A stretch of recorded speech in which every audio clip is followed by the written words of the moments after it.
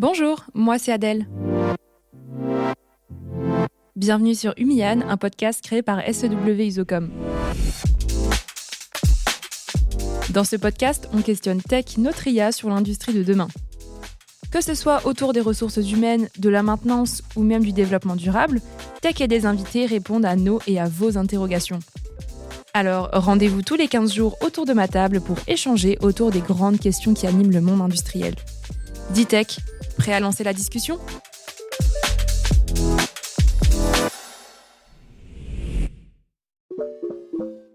Aujourd'hui, on plonge dans l'univers des pirates, pas ceux avec des épées, mais ceux avec des claviers.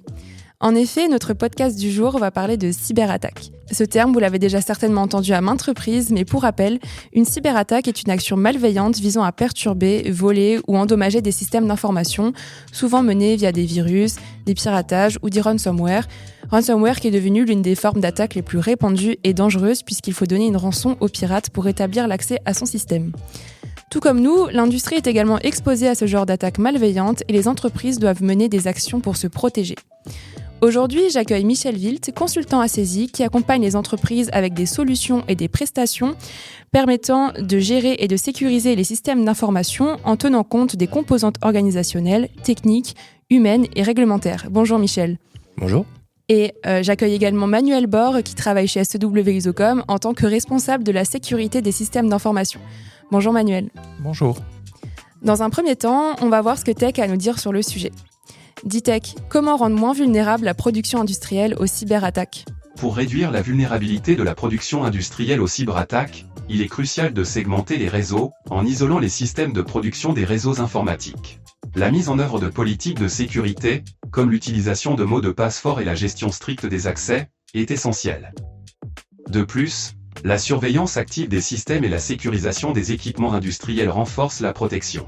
Former le personnel aux bonnes pratiques et établir des plans de réponse aux incidents sont également indispensables. Enfin, le respect des normes de sécurité et la collaboration avec les partenaires contribuent à renforcer la résilience globale.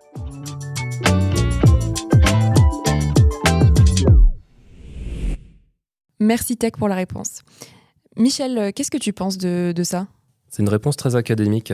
Il y a des généralités dedans qui ne sont pas forcément fausses, mais qui sont quand même difficilement mettables en œuvre dans la vraie vie. Là, je prends l'exemple de la politique des mots de passe forts. Voilà. Donc on imagine difficilement un opérateur courir de ligne en ligne, ressaisir à chaque fois un mot de passe complexe. Là, il existe des solutions alternatives, comme l'usage de badges, par exemple, qui suivent l'opérateur et qui permettent de déverrouiller une session au fur et à mesure qu'il avance. Également, toute la gestion stricte des accès est essentielle. Ça, c'est effectivement, encore une fois, dans la théorie, c'est vrai. Maintenant, encore une fois, dans la pratique, c'est plus compliqué avec la gestion des intérimaires qui tournent, qui viennent une semaine, toute la mécanique nécessaire derrière pour la création des accès qui ne suit pas forcément le même niveau, la même inertie que les besoins. Donc là, encore une fois, c'est une réponse très académique, mais qui maintenant faut un peu plus nuancer, un peu plus confronter aux vraies contraintes de l'industrie. Emmanuel, qu'est-ce que tu penses de la réponse de Tech ? Effectivement, comme l'a dit Michel, la réponse est assez complète. Il y a beaucoup de vrai, mais réellement, il y a certains aspects qui sont plus complexes. On parle par exemple de former le personnel. Former le personnel, on appelle ça du coup de la sensibilisation. Ça prend du temps. Ce temps, c'est également de l'argent. Donc, c'est pas forcément quelque chose qui est évident à mettre en œuvre, sachant que l'humain est quelque chose de très important dans cette partie cybersécurité. Donc, écrit comme ça sur le papier ou formulé dans une réponse, ça peut paraître évident, mais on le teste. On doit le tester de manière régulière et, comme dit, sensibiliser, c'est quelque chose qu'on fait de manière continuelle. Pour revenir sur les cyberattaques, je me pose une question et je pense que je ne suis pas la seule à me poser cette question, mais comment est-ce que ça peut survenir une cyberattaque et pourquoi est-ce que les pirates ils veulent attaquer ? Une cyberattaque, elle peut survenir finalement n'importe quand. Mais les attaquants vont avoir une préférence quand le système est plus vulnérable. Le système va être plus vulnérable généralement quand il y a moins de surveillance, c'est-à-dire le week-end, un week-end prolongé et bien sûr pendant la nuit. Et donc, ils vont souvent être entrés dans le système en amont et ils vont vérifier tous les mécanismes qui ont été mis en place pour remettre en place le système, que ce soit de la sauvegarde, que ce soit des mécanismes de résilience. Et ils vont attaquer en premier cette partie-là, et tout en nous faisant croire que finalement tout fonctionne encore normalement. Et l'attaque finale va être déployée à ce moment-là. Et nous, on va se rendre compte de cette partie-là le lundi matin quand on va revenir travailler. Donc là, effectivement, ça va être compliqué parce que c'est à ce moment-là qu'on va se rendre compte que tous nos systèmes de résilience qu'on avait prévus ont déjà été corrompus en amont. Donc ça, c'est pour répondre finalement comment peut survenir une cyberattaque. Maintenant, elle a différentes manières. Donc ça peut être du phishing, ça peut être... Phishing, pour rappel, c'est de recevoir un mail qui incite à cliquer sur un lien ou infomail. Voilà, c'est ça. Alors en français, effectivement, c'est l'hameçonnage. Oui. Donc c'est effectivement ça. C'est de récupérer des informations et souvent c'est une combinaison. Donc le phishing reste aujourd'hui le vecteur numéro 1 dans une attaque, mais c'est l'un des éléments qui va faire. Donc c'est souvent, comme dit, une combinaison d'attaques qui va permettre d'arriver aux fins pour le pirate. Pourquoi attaquer ? Là aussi, les raisons sont diverses. C'est-à-dire que effectivement, il y a la partie financière. Ça peut être l'une des raisons, mais on a aussi tout ce qui est entraîné la perte d'exploitation, le vol de données, nuire aussi à l'image et à la réputation de la société. Tous ces éléments-là peuvent en faire partie. Tu voulais compléter, Michel ? Il y a quasiment tout qui a été dit. Là, pourquoi une cyberattaque le pourquoi, c'est effectivement les demandes de rançon, enfin les aspects financiers, aussi bien par la demande de rançon que par les pertes d'exploitation générées. Dégradation d'image de marque. Et il y a également les vols de parts de marché. Un concurrent peut très bien provoquer un arrêt d'une usine en vue de récupérer des parts de marché. Ah, ça peut se faire entre entreprises C'est une hypothèse, en tout cas, c'est un risque qui peut exister, oui. D'accord. Oui. Aujourd'hui, ce qu'il faut bien voir, vous avez parlé de phishing, d'hameçonnage, c'est que le vecteur humain est le principal vecteur utilisé pour déclencher une attaque. Ça s'appelle l'ingénierie sociale, c'est l'exploitation des biais cognitifs humains en vue de s'introduire dans un système d'information, en vue de s'introduire dans l'informatique. L'atteinte initiale. Le reste, c'est que l'exploitation de vulnérabilités techniques, mais il faut déjà ce premier pas qui soit fait.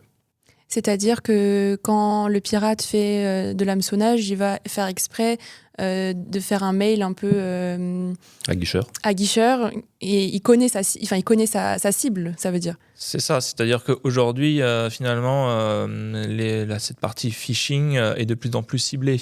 Il y a quelques années, c'était des choses généralistes qui étaient envoyées à toutes les entreprises, et c'était très facilement, on arrivait à le reconnaître par des sujets qui ne nous concernaient pas, par des fautes de frappe ou d'orthographe. Et aujourd'hui, on est dans des contextes où, effectivement, comme le disait Michel, l'ingénierie sociale va être utilisée, et ces éléments-là vont être utilisés pour faire du phishing ciblé. Donc, dans un contexte donné, à un moment donné, et souvent en mettant en avant l'urgence, par exemple. Donc, pour ne pas laisser à la personne le temps de réflexion et qu'elle puisse agir de suite.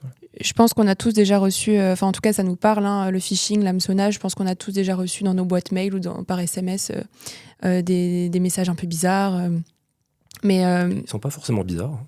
Des fois, ils sont très bien faits. Des fois, ils sont très très bien faits. Donc voilà, la question que je me pose maintenant, c'est est-ce que les industries sont particulièrement visées par les cyberattaques, Manuel ? Effectivement, les industries sont de plus en plus visées parce que tous les systèmes industriels aujourd'hui vont être de plus en plus connectés. Et cette connectivité de ces systèmes aujourd'hui nous pose de plus en plus de problèmes dans ce que j'appellerais la défense, donc la sécurisation de ces éléments-là. Voilà, parce que ces systèmes sont souvent des protocoles, alors je vais être un peu technique, mais propriétaires, où la sécurité n'avait pas vraiment d'enjeu, ou des machines-outils qui sont utilisées avec des systèmes embarqués qui ont plusieurs dizaines d'années. Et voilà, là-dessus, la sécurité n'était pas un élément qui était pris en compte parce que ces éléments-là n'étaient pas connectés.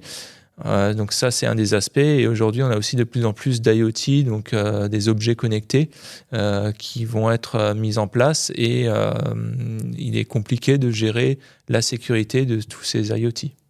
Est-ce que les industries sont un peu plus visées que les autres? Je nuance un tout petit peu, dans le sens où pour moi, elles ne sont pas forcément plus visées que d'autres. Par contre, elles sont plus vulnérables. Et plus vulnérables à deux dimensions. La première, effectivement, c'est que vu que les systèmes industriels, leur but premier, c'est de produire, les cycles de vie sont plus longs, les cycles de maintenance informatique sont très longs aussi, voire inexistants. Donc finalement, appliquer des correctifs de sécurité, c'est des choses qui sont rarement ou très peu faites. Même si aujourd'hui, tout doucement, il y a une prise de conscience par les gros constructeurs qui commencent quand même à intégrer de la maintenance au même titre que de la maintenance mécanique dans leurs systèmes informatiques. Par contre, là, ce gain-là qui est fait de ce côté-là, il est perdu quelque part avec l'introduction de l'IoT qui ouvre de nouvelles vulnérabilités, de nouvelles portes. Là, maintenant, la question que je me pose, c'est pourquoi est-ce qu'on connecte toujours plus les systèmes d'information entre eux, alors que là, on comprend bien que ça engendre beaucoup plus de risques. Effectivement, mais c'est une nécessité pour rester concurrentiel d'utiliser ces outils qui vont nous amener toujours une meilleure productivité. Donc, d'être connecté, d'avoir l'information de manière instantanée, et donc c'est vraiment un avantage non négligeable. Si on ne le ferait pas, on serait dépassé. Aujourd'hui, pourquoi connecter plus les systèmes d'une manière générale? Alors, il faut bien distinguer dans les entités 4 types de flux. Il y a les flux financiers, les flux humains, les flux de matière ou les flux de services et les flux d'information. Sans ces 4 flux, aucune entité ne peut réaliser son activité. Aujourd'hui, l'information, elle est portée par quoi? Elle est portée par l'outil informatique. Et pour apporter l'information, les données toujours au plus proche de l'utilisateur, au plus proche du producteur, au plus proche de celui qui réalise, on interconnecte de plus en plus les systèmes pour être, encore une fois, au plus proche, pour lier de manière la plus proche entre le bénéficiaire du service ou du produit de celui qui le fabrique ou le conçoit. D'où l'intérêt de plus en plus connecter. Donc là, on a surtout parlé de cyberattaques, mais est-ce qu'il y a d'autres défaillances que les cyberattaques, Michel ? Oui, bien sûr, il en existe, parce que la cyberattaque, c'est une action malveillante et humaine. Donc là, en disant ça, ça veut dire qu'il y a encore d'autres types d'attaques qui peuvent... Alors d'attaques ou d'incidents, parce que ce n'est pas forcément des attaques, mais d'autres types de défaillances. Il peut y avoir des accidents, tout simplement. Alors des accidents humains, voilà, ça peut arriver, pas forcément malveillants, et également des accidents environnementaux. Donc environnementaux, qu'est-ce qu'on peut dire par là? Ça peut être la classique inondation, tremblement de terre. Ça, c'est des scénarios assez courants. Après, en environnementaux, on a très récemment encore vécu, enfin très récemment, ça fait 4 ans maintenant, mais on a la pandémie qui a arrêté nos sociétés. Donc finalement, c'est également un facteur environnemental qui peut atteindre nos systèmes d'information. Il suffit qu'une grève bloque l'accès à un site, à un centre de production informatique, et puis il y a des opérations physiquement qui ne peuvent plus être réalisées et amener à une défaillance. Donc au final, ce que je retiens, c'est qu'il peut y avoir des attaques, mais il peut aussi y avoir des choses imprévues où on peut rien faire en fait. Tout à fait. Il y a l'imprévu. Enfin, encore une fois, les défaillances introduisent un certain aléa, quoi. C'est ça. Alors, l'imprévu, on va toujours mettre en place de nombreuses mesures techniques pour y pallier. On parle souvent de systèmes à haute disponibilité où, effectivement, si on prend l'exemple du risque naturel avec de l'inondation, on a aujourd'hui des systèmes qui sont résilients face à ça. C'est-à-dire que une seconde salle informatique, maintenant, si on parle purement de serveurs prendrait le relais de manière complètement automatisée, donc sans aucune incidence pour l'utilisateur final.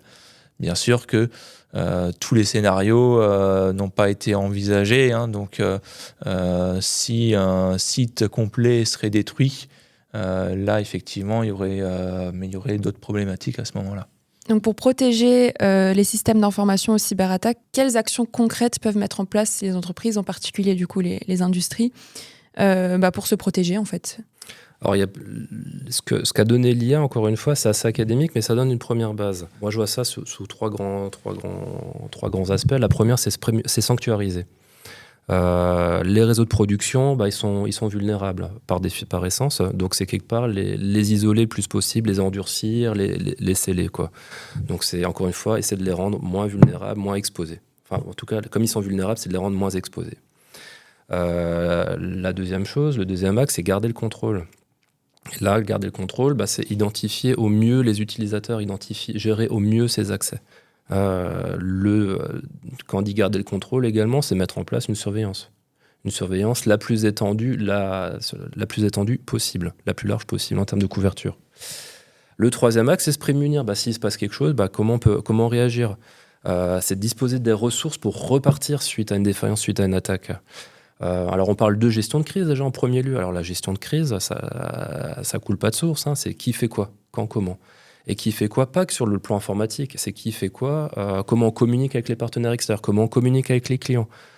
Comment, dans le cas d'une industrie, on a des ouvriers qui sont présents, on a des producteurs qui sont présents. Qu'est-ce qu'on fait ? Qu'est-ce qu'ils font pendant le temps d'indisponibilité du système d'information ? Donc, c'est tous ces aspects-là à gérer. Donc, on a du pilotage global au niveau direction, on a du pilotage RH, on a du pilotage commercial. Et là, on n'a pas encore parlé d'informatique. Il y a également la définition d'un PRA, plan de reprise d'activité. Donc, activité, ça inclut les métiers, pas que l'aspect informatique. Donc, c'est des procédures, c'est des outils aussi. Il ne faut pas négliger tout ça. Et dernier lieu pour se prémunir, c'est la sauvegarde, tout simplement. Donc là, encore une fois, ça peut être de la sanctuarisation aussi. Mais sauvegarde, on parle de sauvegarde de données, mais également des outils informatiques. Parce que là, finalement, un PC qui contrôle un automate, il faut pouvoir également le sauvegarder pour que le dernier programme de l'automate soit à jour dans la sauvegarde. Ça, c'est vraiment sur les aspects techniques. Et puis après, il y a les aspects plus réglementaires. Là, aujourd'hui, il y a l'Europe qui est en train de sortir des réglementations pour essayer de maintenir un niveau élevé de sécurité. Encore une fois, dans le but que dans nos vies quotidiennes, on ne soit pas impacté. Parce que finalement, l'objectif, ce n'est pas forcément de contraindre les entités, mais c'est de réduire le plus possible l'impact d'une attaque ou d'une défaillance sur nos vies, sur nos activités. Voilà, donc on parle de NIS 2, mais on parle également du CRA, Cyber Resilience Act, qui vise à élever le niveau de sécurité des industries, notamment. Là, tu nous as évoqué des lois européennes, mais est-ce qu'en France, l'État y met en place des fonds, par exemple, pour aider les entreprises à se protéger ? Alors, il y a eu les programmes France Relance, et là, il va y avoir les programmes France 2030 qui vont venir.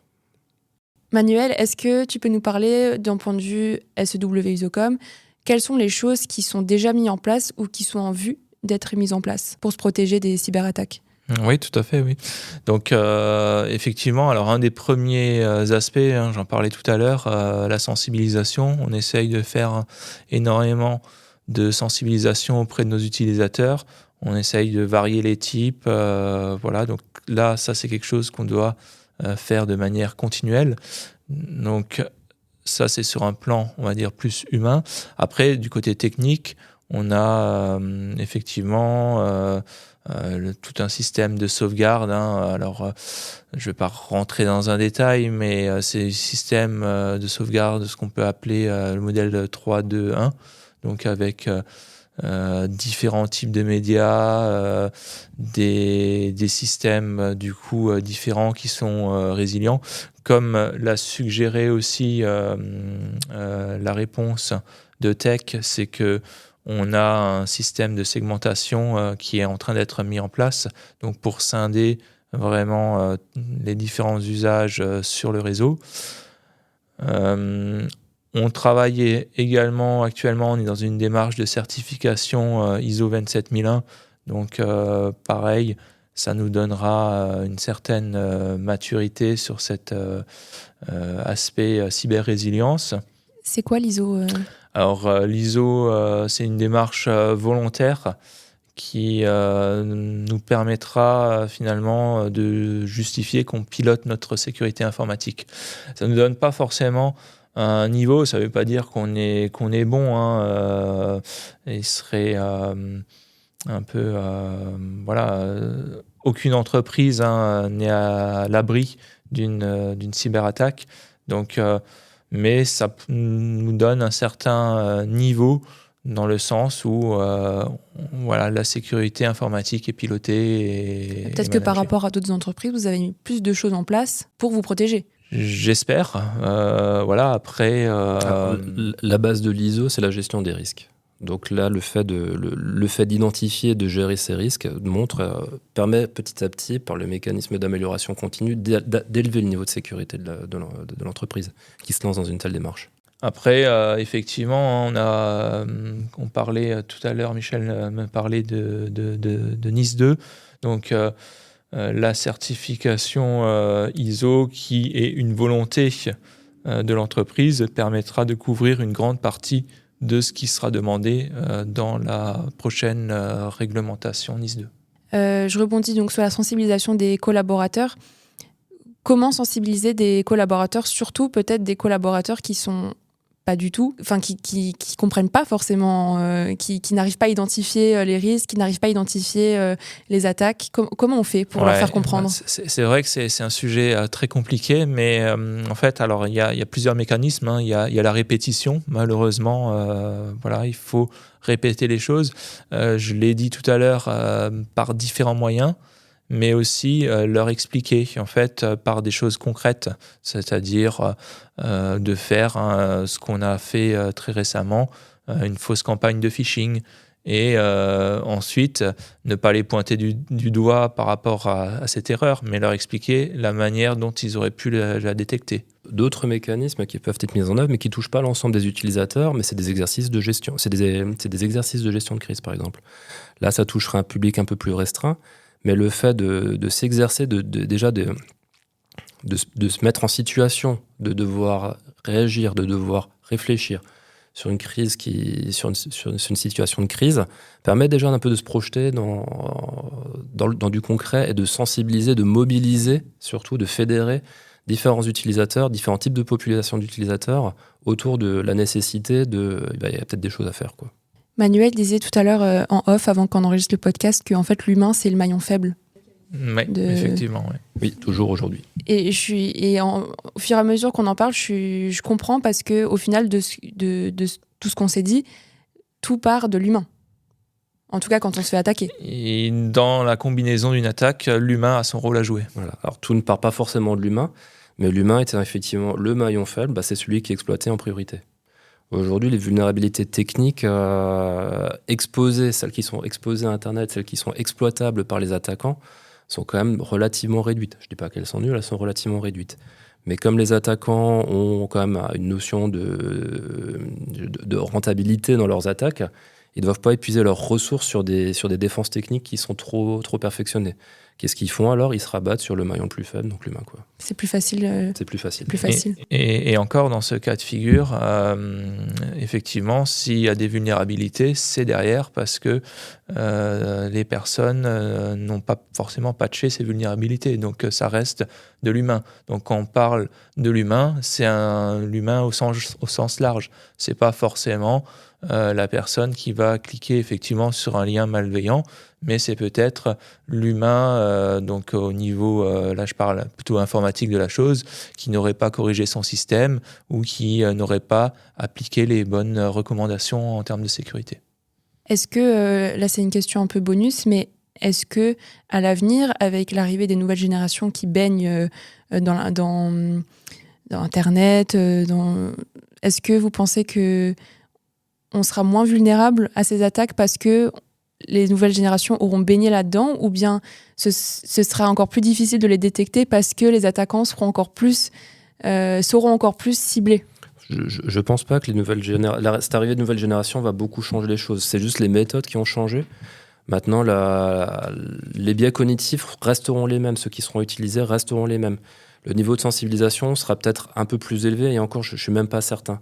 Là, la nouvelle génération, aujourd'hui, elle est plus habituée à utiliser l'outil. Maintenant, par rapport à ce niveau de sécurité, par rapport à comment les bonnes pratiques, ça, j'ai envie de dire, c'est indépendant de la génération elle-même, quoi. Sauf si maintenant, dès le plus jeune âge, maintenant, les enfants sont sensibilisés dès l'école primaire à la sécurité, ce dont je doute, quoi. Pas pour tout de suite alors. Ouais, pour moi, je vois ça va avancer dans les deux sens, c'est-à-dire que par exemple les nouvelles générations vont peut-être utiliser plus des outils d'intelligence artificielle pour commettre des attaques. On le voit avec notamment les deepfakes, hein, donc c'est effectivement l'usurpation d'identité au niveau de l'image et du son d'une personne. Mais d'un autre côté, nous, en tant que défenseurs, les entreprises pourront également utiliser ces outils d'IA pour se défendre davantage avec les antivirus qui intègrent de plus en plus ces fonctionnalités. Donc, la complexité risque effectivement d'augmenter, mais ça va dans les deux sens. Et est-ce que, pour terminer là-dessus, la sécurité, est-ce qu'elle pourrait être totalement informatisée ou automatisée, Manuel ? Non, justement, c'est ce dont je viens d'expliquer un peu, c'est que même avec des mécanismes d'intelligence artificielle ou d'automatisation complète des systèmes, avec aujourd'hui, c'est de l'analyse comportementale qui est faite de manière automatisée. Derrière, il y a quand même l'humain qui doit être maître de tout ça, qui doit rester l'arbitre et qui doit valider les différents choix, les outils qui vont être mis en place, la manière de gérer la sécurité. Donc dès qu'il y a des décisions à prendre, c'est que effectivement, il faut utiliser les outils comme une aide, mais l'humain doit se garder les décisions. Là, je suis d'accord avec Manuel, parce que là, moi, je fais l'analogie avec finalement l'IA dans le diagnostic médical. Donc autant aujourd'hui, il y a les scanners, il y a les IRM, il y a l'IA qui va pouvoir apporter une première couche d'interprétation par rapport aux résultats. Maintenant, il y a toujours un médecin derrière qui vient valider un diagnostic, qui vient prescrire un traitement. Voilà, il y a toujours un humain derrière qui a une réinterprétation. Finalement, dans la sécurité informatique, ce sera exactement la même chose. Il y aura des outils, il y aura de l'intelligence artificielle, mais il y aura toujours de l'humain, quoi. Au final, on a vu tout au long de ce podcast que les industries sont plus vulnérables aux attaques que d'autres types d'entités. Pour assurer leur pérennité et leur conformité réglementaire, elles devront mettre en place des actions tant sur le plan humain que technique et organisationnel pour se protéger. Merci à vous, Michel et Manuel, d'avoir participé. Merci de l'accueil. Merci, à bientôt. Moi, j'espère que le sujet vous aura plu, que ça vous aura intéressé, que vous aurez appris des choses sur la cybersécurité. N'hésitez pas à nous envoyer vos questions à l'adresse podcast.umian@usocom.com et à le partager s'il vous a plu. Et nous, on se retrouve dans 2 semaines sur toutes les plateformes de podcast pour un nouveau sujet autour de l'industrie de demain. À bientôt!